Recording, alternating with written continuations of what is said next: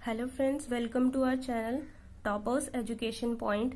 आज हम पढ़ने जा रहे हैं लर्निंग डिसेबिलिटीज़ के बारे में। ये जो लर्निंग डिसेबिलिटीज़ होती हैं उसको हम अधिगम अक्षमताएं भी बोलते हैं।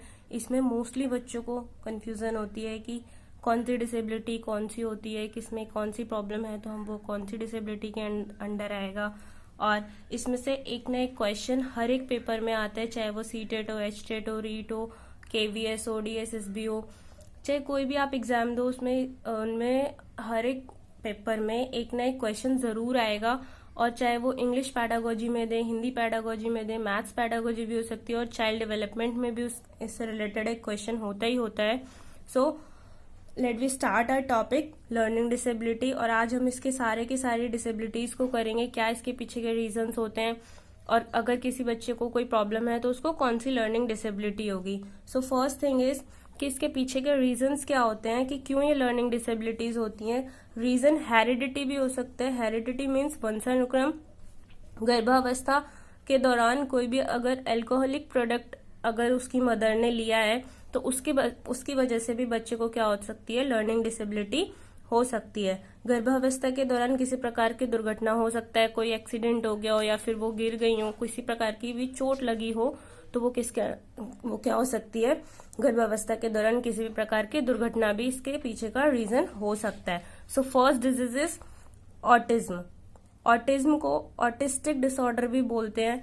इसको हिंदी में बोलते हैं हम आत्मविमोह या फिर स्वलीन विकार। क्या बोलते हैं, आत्मविमोह या फिर स्वलीन विकार।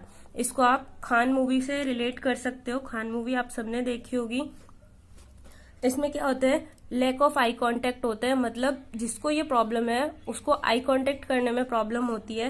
एकोहोलिया, एक शब्द रिपीट करता है, वो शब्दानुकरण होता है, मतलब वो एक ही वर्ड को बार बार रिपीट करेगा, तो उसको कौन सा डिसऑर्डर हो सकता है, ऑटिज्म या फिर ऑटिस्टिक डिसऑर्डर।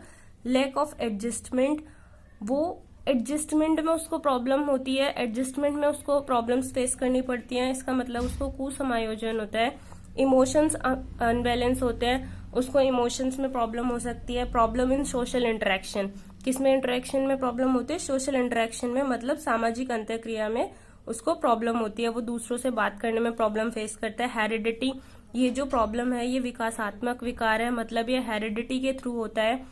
और जिस किसी को भी ये प्रॉब्लम है, वो स्टूडेंट हो या फिर वो पर्सन हो, वो एवरेज भी हो सकता है, गिफ्टेड भी हो सकता है, स्लो लर्नर भी हो सकता है। ऐसा कुछ नहीं है कि अगर ये किसी को डिजीज है तो वो एवरेज स्टूडेंट होगा या फिर गिफ्टेड स्टूडेंट होगा।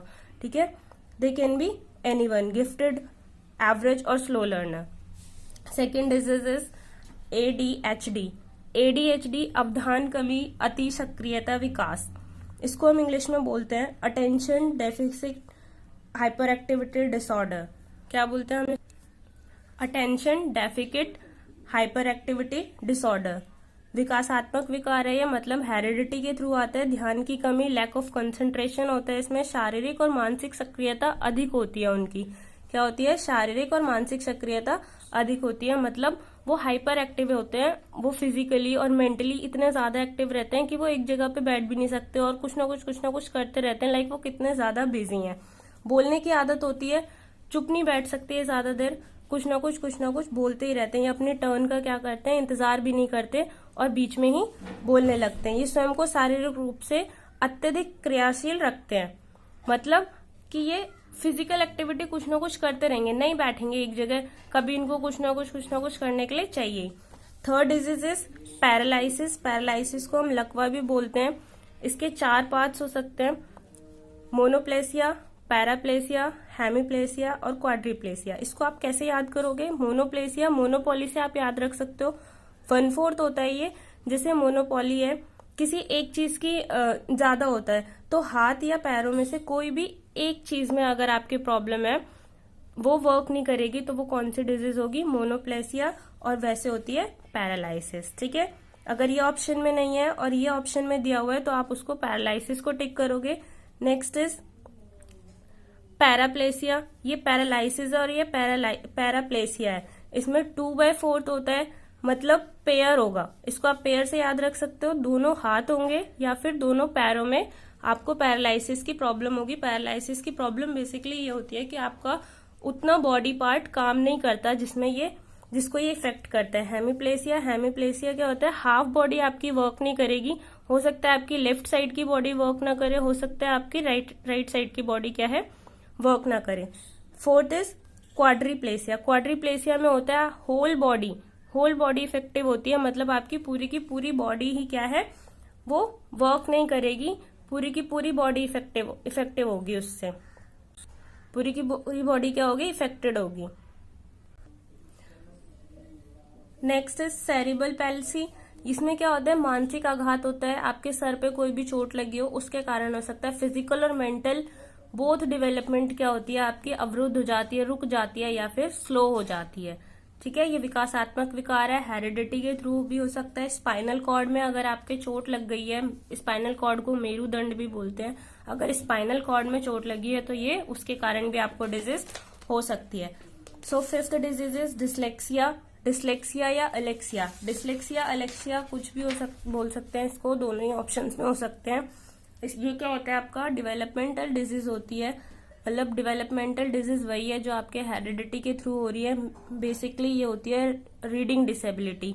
अगर कहीं पे भी क्वेश्चन में ये पूछा जाता है कि रीडिंग डिसेबिलिटी कौन सी है, तो आप डिसलेक्सिया और अलेक्सिया को ही टिक करोगे। और ये जो स्टूडेंट्स होते हैं ये मोर क्रिएटिव होते हैं। ठीक है, जो ईशान को तारे जमीन पर डिजीज थी वो डिसलेक्सिया की ही डिजीज थी, उसमें वो क्या था, मोर क्रिएटिव था, और उसको कौन सी डिजीज थी, डिसलेक्सिया। ठीक है, नेक्स्ट इज डिसलेक्सीमिया। डिसलेक्सीमिया में क्या है, वर्ड डिसेबिलिटी है। वर्ड डिसेबिलिटी शब्द विकार होता है। 100 को वॉस पढ़ेगा, ये उल्टा पढ़ने लगता है बच्चा, इसमें वॉर को रॉ पढ़ेगा, न्यूक्लियर को अनक्लियर पढ़ेगा। तो अगर वर्ड डिसेबिलिटी आपसे पूछा जाएगा दैट मीन्स वो कौन सा डिजीज है, डिसलेक्सीमिया। कौन सा डिसऑर्डर होगा वो, डिसलेक्सीमिया। Next dyscalculia. डिसकैलकुलिया को आप कैलकुलेशन से रिलेट कर सकते हो।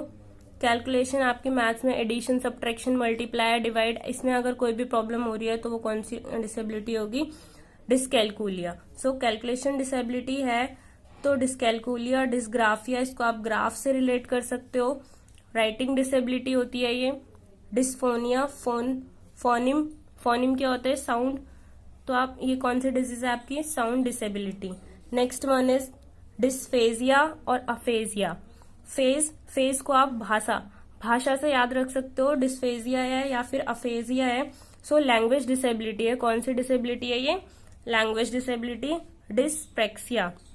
डिस्प्रेक्सिया बेसिकली मोटर स्किल से रिलेटेड हमारी प्रॉब्लम होती है, गतिक कौशल या फिर गामक कौशल। ये आपके दो तरीके के होते हैं, जैसे बच्चों को मूवमेंट में या फिर किसी ऐसी कोई भी प्रॉब्लम होती है तो उसको हम बोलते हैं मोटर स्किल। ठीक है, फाइन भी हो सकता है या फिर ये ग्रॉस भी हो सकता है। फाइन में होता है राइटिंग, पेंटिंग, टाइपिंग, ये आपकी मोस्टली जैसे फिंगर्स से रिलेटेड बच्चे को प्रॉब्लम हो रही है तो उसको राइटिंग में प्रॉब्लम हो सकती है, पेंटिंग में प्रॉब्लम हो सकती है, टाइपिंग करने में प्रॉब्लम हो सकती है, तो ये सारे किसमें, फाइन में आएंगे। और ग्रॉस मोटर स्किल्स कौन से होते हैं, लाइक रनिंग, वॉकिंग, जंपिंग, इसमें बच्चे को ज्यादा मूवमेंट की नीड होती है, कौन से हैं, तो ये सारे किसमें आते हैं, ग्रॉस में, इसको स्थूल बोलते हैं और फाइन वाले को सूक्ष्म बोलते हैं। सो रनिंग, वॉकिंग एंड जंपिंग से रिलेटेड अगर किसी को प्रॉब्लम है तो वो सारे किसमें आएंगे, डिस्प्रेक्सिया में। And next 12th disease is dysthymia. Dysthymia क्या होता है, तनाव वाली स्थिति होती है। तनाव, बच्चे को इमोशनल डिसऑर्डर होता है, वो बहुत ज्यादा स्ट्रेस में रहता है। लोकोमोटिव डिसऑर्डर हो सकता है, उसको ऑर्थोपोडिक डिसऑर्डर हो सकता है, मतलब हड्डियों से रिलेटेड अगर उसको कोई भी प्रॉब्लम है, और ऐसे बच्चे को डिस्प्रेक्सिया भी हो सकता है। And next one is dysmorphia. आप इसको मोर से याद रख सकते हो। मोर को अगर बच्चा मुर्गा समझ रहा है तो वो उसको कौन सी होगी, डिस्मॉर्फिया। ये जस्ट एक बेसिकली एग्जाम्पल दिया गया है आपको कि आप इसको कैसे रिलेट कर सकते हो। मेन होता है ये भ्रम वाली स्थिति होती है, मतलब बच्चे को बॉडी पार्ट से रिलेटेड कोई भी ऐसा भ्रम हो जाता है कि वो ऐसा समझता है कि उसका जो बॉडी पार्ट है वो छोटा है, मोटा है या फिर बहुत ज्यादा लंबा है, तो उसको ऐसी अगर कोई भी भ्रम वाली स्थिति अगर उसमें आ रही है तो वो कौन सा डिसऑर्डर हो सकता है आपका, dysmorphia. So guys, thank you for watching my video. I hope so everyone understood everything properly, and if you like my video then like, share and subscribe my channel. Thank you.